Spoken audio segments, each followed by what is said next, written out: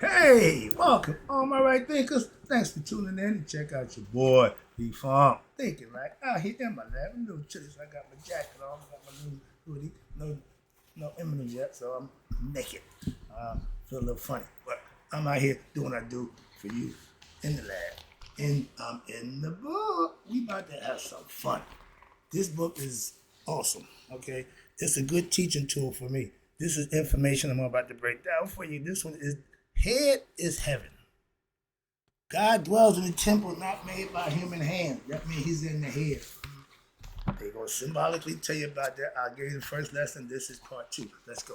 What is it? 25 rules to live by. Storytelling. Story with a message. There's always a message in my stories for life. I give life lessons. You tune in to receive them. I appreciate you. We got a good thing going. Let's do what we do. Right thinking mission is to enlighten, inspire, educate, and motivate you, the individual, to a higher spiritual level of enlightenment. Right thinking's way of life through mental and spiritual discipline practice daily will help and guide you to obtain your goal of reaching spiritual enlightenment, aka know thyself. My mission that all right thinkers know thyself. If you're a right thinker, your goal is to know thyself. See where we're going with this? Let's get there together. So I asked the question. Do you know you? You will when I do. That's what I do. It's rhetorical. But if you don't have to answer for yourself, tune in. I got you. A person who knows not that they know not, is foolish. Disregard them. A person who knows not and knows that they know not is simple, but you can teach them. That's why I do what I do. For you, I appreciate you too. Stay tuned. I got more for you. A person who knows not and believe and think that they know is dangerous, avoid them. I do. A person who knows and knows not that they know is spiritually asleep. I can awaken them. I'm the spiritual alarm clock here to wake you up with knowledge of self. That's what I do for you. A person who knows and knows that they know is wise. Follow them. All these persons reside in you. Right thinkers know thyself and to Maya be true. Again, we got 2 pages of information about head in heaven. Not many words. I'm going to do the talking and try to break this down and give you a little breakdown of all this understanding, okay? This is good information. Again, you see it says here, Christian, early Christian artwork. These were their concepts of God. I can't hardly make out half that stuff in there, but this was their concepts of God, okay? And where he was at and how it break down. But let's go through the whole body, the physical body, the head, okay, the eating, the heart, the fruit. And what's this? This right here is called the bottom of this pit for a reason. Let's go. This should be fun. All right. I just got finished watching my man. He's doing his thing on the same book. He's a different page, but I'm watching him. That's my dude. All right. Head is heaven, part 2. Heaven, for the Christian concept, y'all call it the upper room. All right. In the Bible, they speak about the head being the upper room. This is the brain. This ain't called a hippocampus or the frontal lobe, whatever. I'm not a damn brain surgeon, but I learned this from an Egyptian concept. But this is where they said the 2 temples on each side. That's the temples. And the temple is where God dwells inside the temple that not made in human hands. It's the pineal gland tucked away up in there on both sides of the hemisphere. I just watched the guy talk about the story of when Jesus told his people to cast their net to the right side of the boat. He said it had nothing to do with fish. He came to my side and said it's about understanding the symbolism. The right side is the creative part of the brain where God dwells. Everybody go to God. Christ sits at the right hand of the Father. That's the right side. And in the upper room, that's where you go and meet the 12 apostles or 12 disciples, the 12 zodiac signs, the 12 carnal nerves that's inside the brain. You put them together, that's 144,000. That's the frequency you have to reach to get out of here. It's all symbolical. But to understand it, it's a whole lot of process you got to go through. I've been doing this for 30 years, learning esoteric knowledge, acquiring it, practicing it, using it, mastering it. So now I teach it. But the more I've been putting the big picture together, I got a little bit of this, I got a little bit of that. Remember, I call my philosophy, right thing philosophy, spiritual gumbo. I got a little bit of everybody's philosophy, only the good stuff. Not some of the stuff I don't need. But I take the good, I take that, I need that, I need that. So it's got a little bit of everything in it. That means it's not lacking, it ain't missing nothing to help you out. But if you got knowledge of the 12 zodiacs, you understand how this thing, this machinery here on your shoulder works, where our God is there, you fine. You can just go on through life and do you. A lot of us go through life and don't have a clue. But it don't matter to what? At the end, at Judgment Day. The Egyptians lived for Judgment Day. Why? They knew that was when it all counted. This don't mean nothing. Every day, they couldn't care less about that. I understand the concept. Why? Materialistic stuff, all that. I'm not beat for that. Why? I'm ready for that judgment when it's time I can go and live for eternity with God. That's the concept that I put about. My philosophy is gearing me toward that.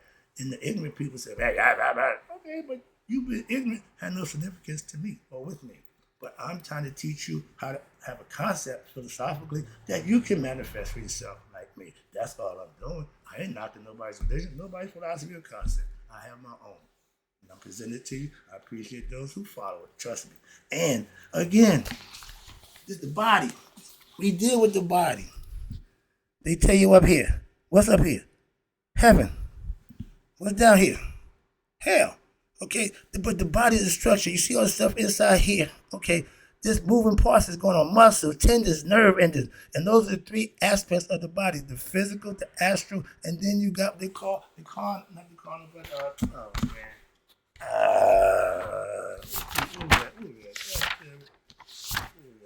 trinity of the body. Oh, the physical, the body, the astral, and then what's called the dual. Okay, the three phases. But they all right here. Okay, the tree of knowledge, the nervous system, and the cardiovascular system. Excuse me. That breaks down the body, interworkings of the body. They call it the tree of life. I did this last night already, so we going back, and I don't like to go back. I had to make that point, get my head back to the concept with the body. The earth, they call it your heart, your lungs is called the eating. Earth is considered this, your throat. Okay, and Jacob's ladder is your spinal cord. The Kundalini serpent, your spinal cord. Everybody got a serpent. Everybody got Kundalini energy in them. That's the concept. Philosophically subliminal. That's the whole esoteric teaching of this concept right here. the spine, everybody got it. Some use it as the serpent. Everybody uses it differently, but it's the whole point. Now, down here, this is what? The bottomless pit, your digestive system. You eat it, comes down, goes into here, and what? Out. Bottomless pit. That's the body in a nutshell. They was breaking down the body from head to toe. Inside and out. No stone unturned. Okay? Now, let's talk about over here to the body. Head equals HEA equals heaven. Everybody knows this picture. I've been dying to get to this. This is God reaching out to Adam. This can't be the original. This cannot be the original. You know why I'm saying that? What color are they? Original gods were black. So when the Roman Catholics started giving you this religion concept with the Bible, they put their gods in the place of ours. So I always ask the question, what kind of people would take another people's God? Not good people. Moving on. But the concept here, now let me read, you got a little encapsulation here. I can break that down for you right here from his perspective.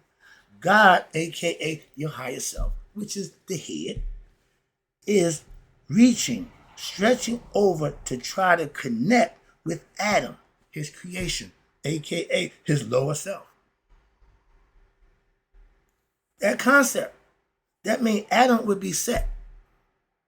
Okay, Set is the lower self, the ego.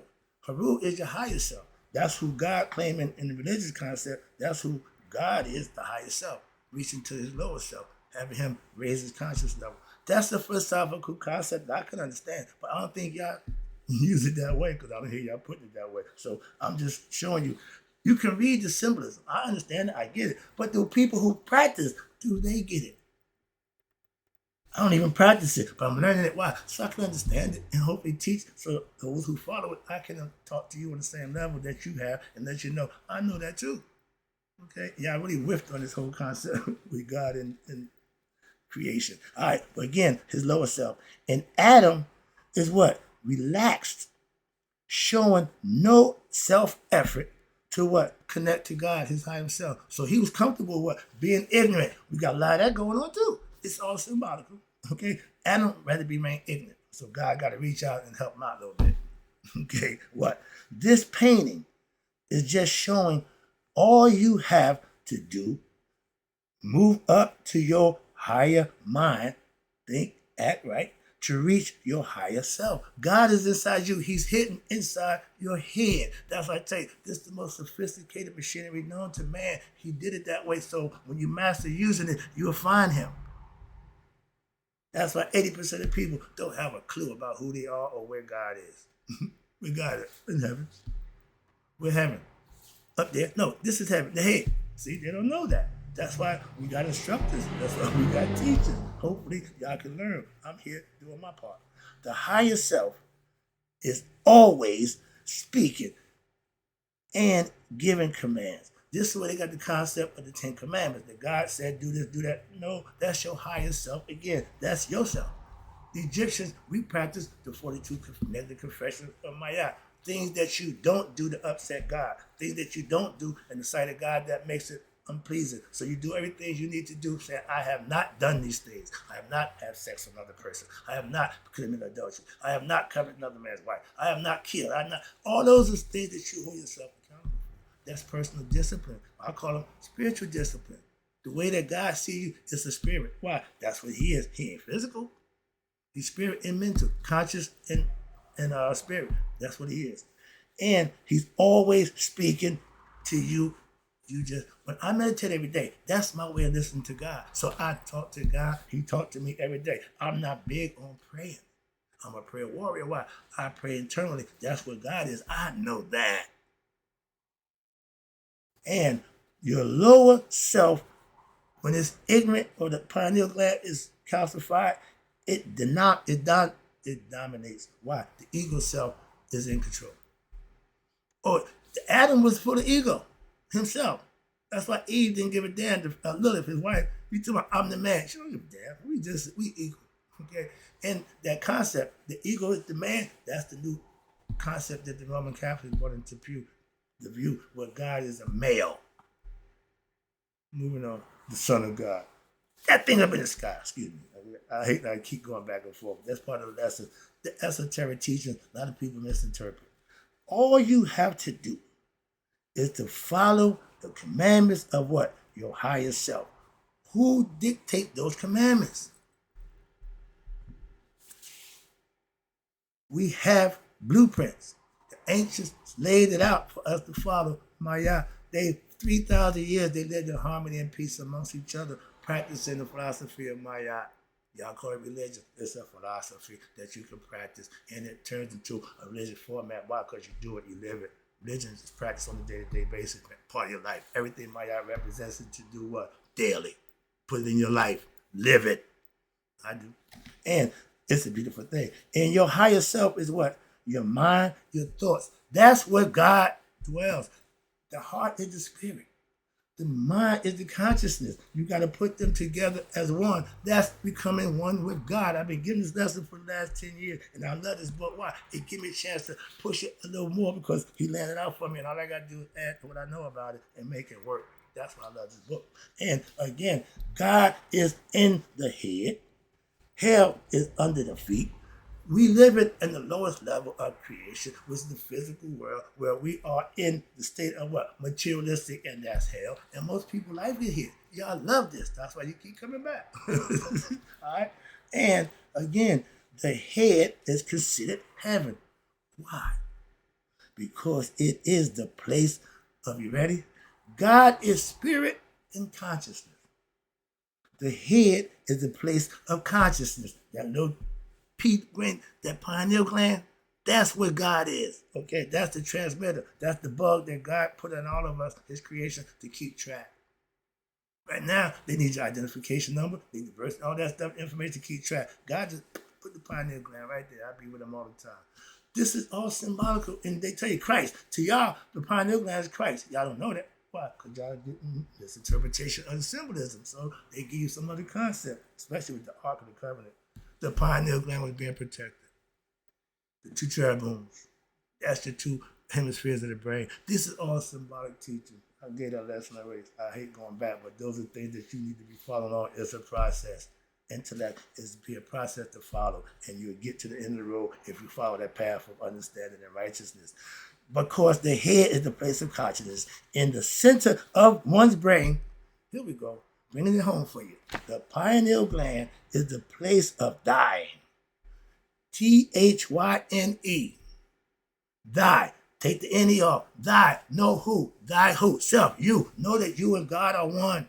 That's the concept of knowing thyself. I've been beating you over here with it. I'm going to wear that stick. I'm going to keep beating you. Why? You don't know that yet. A lot of us don't. I'm going to keep beating. The thy consciousness that's in man, and that's us. And it access to what? We call it astral plane. Excuse me. Yeah, I'm sorry. Everybody symbolically understands the esoteric concept of the head being heaven. That's what the pineal gland is. That's where God dwells in the temple, not made of human hands. And that access for the pineal gland is the key to get you to what they call the astral plane, where the body can't go. You can go, but the body can't. All mental. All mental. Watch this. You ready for this? Right, thinkers? You know what that's saying? You see the arrow? It just says, God lives here. God is here. Where is here in the brain, in the head? Where is it? We've been trying to tell you that for the umpteenth time. The size of one's region, head region, are referred to as we call them temples. The right hemisphere, the left hemisphere of the brain. God dwells inside there. That's where the pineal gland is, the pituitary gland and the thalamus, all in the head. Not physical, all in the head. The actual things, but it's all in the head. I'm getting too excited. Calm down. Let's understand that God dwells in the pineal gland. That's the consciousness that's in us. The dwelling of the heart is the spirit that's in us. So God have two dwelling places. Your goal is to what? Combine them, heart and mind becoming one. Now you and God are one. You feel, sense, understand, and you're conscious of who you are, and that makes you what? God-like in the flesh. Mankind is God in the flesh, not just y'all Christ. We're all Christ, and they got that concept. But let's talk about where God is symbolically. And watch this. Christians, I'm going to have to keep slapping you around because y'all really missed the boat. This says here, Tem, T-E-M, means the place of worship. Pay attention. El, in ancient Canaanites, was the name for God. Yeah, Israel. The head is the temple of God. They give you the layout of the human body. They give you all that understand. The temple is considered the head, the holy of holies. That's the place where God resides. That's the physical body. This is the temple body. Okay? That's what they try to show you. And where's God? Up here. In the sacred place. Holy of holies. He's hidden. Again, Amun, the hidden one. All symbolical, but manifestable when you understand it and you can bring it to life. Let's talk about now, right here. This is the Indian concept. They let you know their third eye is open. Okay? In India. That's the Bindusol. Okay? Third eye. They knew that. They wore it. They did a lot of meditating, a lot of soul searching, and they're more spiritual than religious. How about that? Okay? In the Bible, Luke 17:12. Again, the kingdom of God is within you. Big bold letters. And they tell you the verse is in the Bible. Luke 17, verse 12. It says, y'all still looking for God outside of you. What? That's for Christians. This is just for Christians. He's telling you as a Christian, if you think God is outside you, you missed the boat of your own philosophical concept of the religion that you practice or follow. That is not too small. Your mind, this thing here, transcends what? Your limitations of time, space, and matter by exploring the depths of your own consciousness will allow you to what now access what they call the sacred domain, often likened to what they call the kingdom of God. I'm not a Christian, but I can understand what that's saying. Where we at? In the kingdom of God. Within this realm, we move what? Beyond the physical. Right there. I tell you, I take you from the neck up. Why? The physical body don't have no use in the astral world, in the spirit world. And you align with what? Your higher awareness. The head, conscious. An ignorant person will only believe in God. A spiritually enlightened person will know God. Which one are you? I'm not ragging, I'm just making it what it is. Your choice. One or the other. You got to be one or the other. Okay? Matthew, he has some say-so, obviously, about God. Let's see what he said. What, Matthew, Mark, and Luke, the three Gospels, the fourth season, there's a whole bunch of symbolism there, but let's just stick with this one here. Matthew states, it is better for you to enter life with one eye than to have two eyes and be cast into the fury of hell. If I was a preacher, I would make that a sermon. I don't know how he would do it, but if your only eye you want open is this one, that will serve you, because these two won't get you where you need to go. It's real easy, real simple. That's what he's saying. Okay, that one eye. Okay, cast the vision that you need to have. That's the spiritual eye, the internal eye, the all-seeing eye. Everybody got the pyramid with the eye in it. Everybody playing that game. It's all symbolical, and it's fine. Those are signs and symbols that you need to understand, and you can read when you see them and understand them. Everybody see the mason who comes in the square. They know the masons. You see that? Right, take it. That's my calling card. We all have them. Okay, and right here, these are all concepts, okay, of God with the eye. Right there, the two hemispheres. These eyes represent your brain. Let's understand that. Let's please understand that. And anything in the middle represents the pineal gland. Okay, real simple, real simple. Everybody got a concept. You see what I'm saying? And that's why I love this book. Why? It lays it all out there. I can fill in the blanks. I can fill in the spaces. That's what I love about this book. You ain't got to tell me everything. No, I know some of the stuff myself. But the way you lay it out there, I can take it from there. And everybody concept with the sun disk and the wings, all that's symbolic of God and the pineal gland. The pineal gland was big. Back in ancient times, they knew that was the way to get to God. They knew that. Not a whole bunch of superstitious stories and bullshit. Simple. You got God inside you. Why you got to look out somewhere for God? Religion puts God outside here. That's why I don't deal with it. Moving on. That's real simple. But I'm using y'all concept, and I don't think y'all even interpret the concept that y'all writing. Misinterpret a whole lot of stuff. Y'all swinging and missing a whole bunch of stuff. I'm following y'all stuff, reading. I'm like, they say it, but they didn't do none of that. Moving on. And it says here, this verse he just spoke of is deeply metaphorical, symbolizing what? That your journey toward spiritual enlightenment, in which every human being is born here to do before the physical body runs out, expires, dies, whatever. And the one eye represents your activation of your third eye, which is really your first eye. These are the two. This is the one. See, all symbolism. But once you understand it, you can play with it. You can use it and understand it and say, I get it. The whole idea is get the message that's being presented to you symbolically and esoterically. I'm hoping to make my point. I'm trying.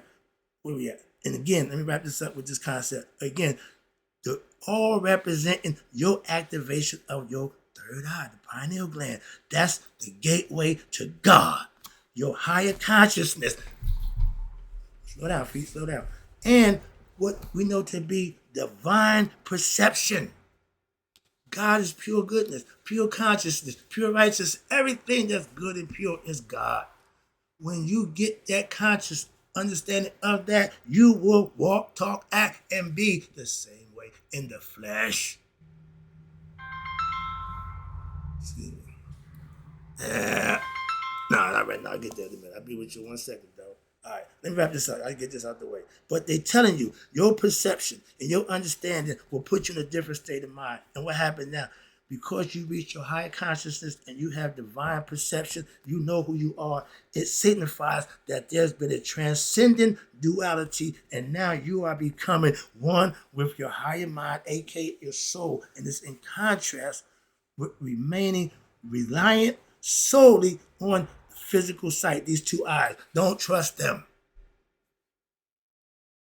I got a phrase I've been using for 50 years. I see what you ain't looking at. I see the real you because this eye is open and I see the spirit. I see your aura, your vibration, whatever it is. That's what my third eye does for me. So I see what you ain't looking at. And your third eye open up, then you'll be able to see what other people ain't looking at too. All right? But your two eyes limits your true understanding and leading to spiritual, what we call blindness. You can't see spirit. And it's a disconnection, and it's often described as what? Hell. When you ain't having pleasure, when you ain't having fun, things ain't going for you, you catching hell. And when you're ignorant of who you are, you're living on the wrong frequency, doing wrong things because you're ego-driven, then you're living in hell. A lot of people don't mind hell. Why? Because they're happy with the things they're getting, the pleasures of flesh, the monetary things, nice big house, fancy car. So they loving this. They loving hell. Okay, understand that. Wrap it up again. The disconnect is when your spirituality turns to materialism. That's hell. A state of inner turmoil and, more importantly, spiritual ignorance. Taking it home. True awakenings. If somebody claims, oh, I had awakening, and they're still doing stuff that they were doing before they awakened, they lying. True awakening will be a change. True awakening, there's going to be a change in your character. There's going to be a change in your person. Wow, like Moses went to Mount Sinai, he came down, he was a changed dude. Okay? Why? When you deal with God, that should change you. That's why, be you Christian, Muslim, or Jew religion, you'll still experience the gnosis with God should be your experience, your mystical experience for yourself. That's what changes you from being ignorant to enlightened to what? Yourself. I'm taking it home. I'm before I got my little bust of blood vessel. All right, but right here, true awakening always requires a shifting from what? An external concept of ignorance to your inner wisdom concept of aligning with what? One's higher self through conscious and righteous living. And now you realize the boundless nature of your own consciousness. You know all. Only God knows that. Me and God are one, so I know everything He knows. That's the concept. That's the lesson, right? Thinkers. I'm having too much fun, but I got to go right now. But I'll be right back. I got some more for you. We still dealing with the head is heaven, and I'm gonna prove to you why. We got more. In closing, right thinkers, may you all there to be 100. Me, 100 minus a day. So I never know my right thinkers who know now that heaven, that head is heaven, has passed away. I'll be right back with more proof.